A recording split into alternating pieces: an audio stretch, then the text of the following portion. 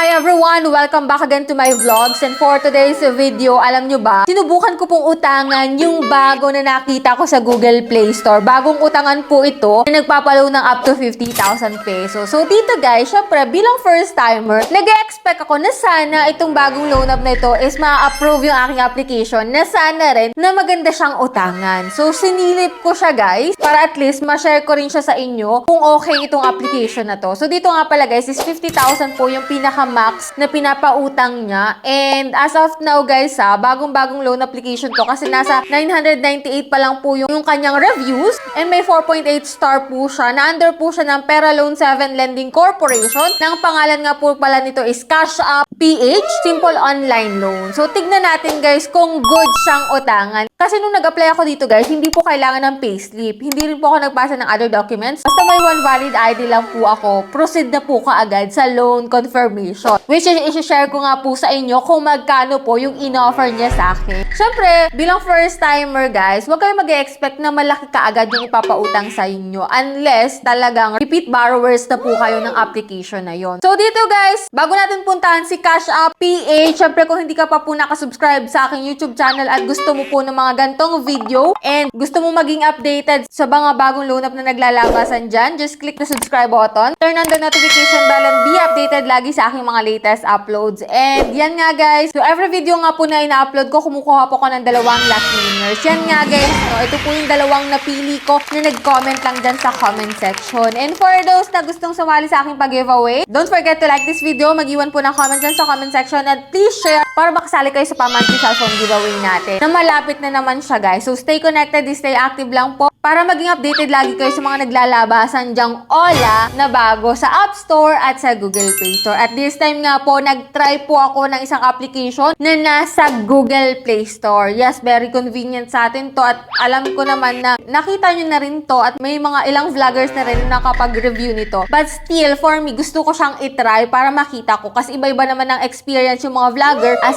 for me, meron akong bad credit history. Let's see kung ma-approve ako dito guys. Kaya kung interesado ka na malaman yon, keep on watching.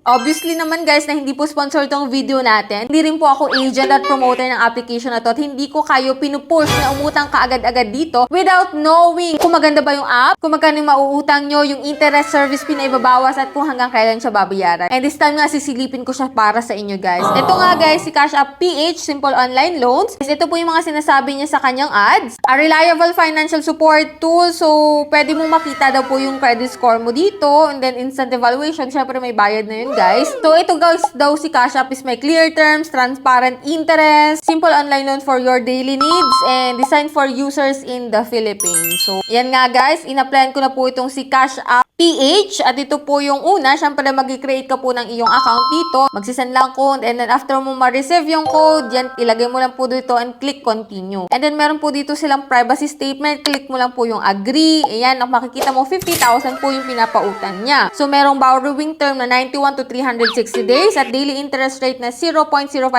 So, click ko yung apply now. At approval in just 3 minutes lang daw ha. Sobrang bilis. So, let's see kung mabilis talaga yan. Apply now tayo. And dito guys, ang first mo pong ilalagay is yung ID mo. Ito po yung mga valid ID na available dito guys. And next po is magpipill up ko po ng personal information. So, pwede dito guys ang gambling worker, government staff, housewife, yes, IT engineer, journalist, yan mga yan. No? Then sa emergency contact, tatlong contact number. Pwede nga dalawa kasi optional naman yung nakalagay dito. Pero make sure na dapat aware sila na nilagay mo sila dito para in case man natawagan sila ni Cash App, hindi na sila magtataka guys. No? Kasi minsan, yung iba po is natawag talaga sa contact reference na nilagay nyo. And then sa identity verification, magpipicture ka lang po, scan lang po yung face mo. And then dito guys, sa e-wallet, pwede mo pong ma-receive sa GCash, Maya, and GrabPay, and any bank. And after ko po ma-fill upan lahat ng yun, ito nga, pinakita niya nga po yung withdrawable amount na in-offer niya sa akin. Which is 2,000 pesos po. So, bilang first timer, 2,000 po yung in-offer niya sa akin. Kung same amount din po ang in-offer sa inyo, let me know dyan po sa comment section. At kung mas malaki pa, ilagay nyo rin po dyan. At no, para at least ma-aware din yung iba. Dito po guys, sa 2,000 pesos, may 187 days po siya. May 6 term na tinatawag. Dun sa repayment plan nila guys, ay 2,153 naman sa per 7 days. So, 1 week to pay lang siya, no? And yung term 2 is 2 pesos ng 2 pesos, no? So, eto, hindi na natin to titignan. Kasi 7 days to pay lang talaga siya. Kung makikita mo dito. And yan, nilagay ko po yung aking GCash account dito. And may service fee po siya na 660 pesos. So, ibig sabihin, hindi mo po buong ma-receive yung 2,000 pesos. Ibabawas mo po yung 660 pesos. So, kulang-kulang nasa 1,340 na lang po yung ma-receive mo. Pero, ang babayaran mo po sa total repayment is 2,153 pesos. So, kayo na po yung mag-compute kung magkano yung interest at service fee. Pero, kung i-compute talaga natin, no? So, nasa 813 pesos po para sa interest at service fee ang nakuha po nitong ni Cash App PA. So, nasa sa inyo na yan, guys, kung gusto nyo pa rin mag-apply dito. Pero, chinek ko po, guys, yung 1,000 if ever na small amount naman yung kailangan nyo. So, dito, guys, ang total repayment po sa 1,000 is 1,076 pesos. Pero, may ibabawas po dun na service fee na 330 pesos. So, para po sa service fee at interest is 746 pesos. So, medyo malaki compare mo dun sa 2,000. Kung ako 2,000 ang kukunin ko dito, kaso pareha silang malaki po para sa service fee at interest within just 7 days repayment period of time. Okay, sana ko itong 1 month to pay, 2 months to pay. Good yun. Pero hindi po 7 days to pay lang po itong si Cash App. Pero yan, tinry ko pa rin po utangan siya. So, application successful po yung aking nakalagay dito. And after a while, yan, rejected. So, after 13 days po ako ulit pwedeng mag-apply dito. No?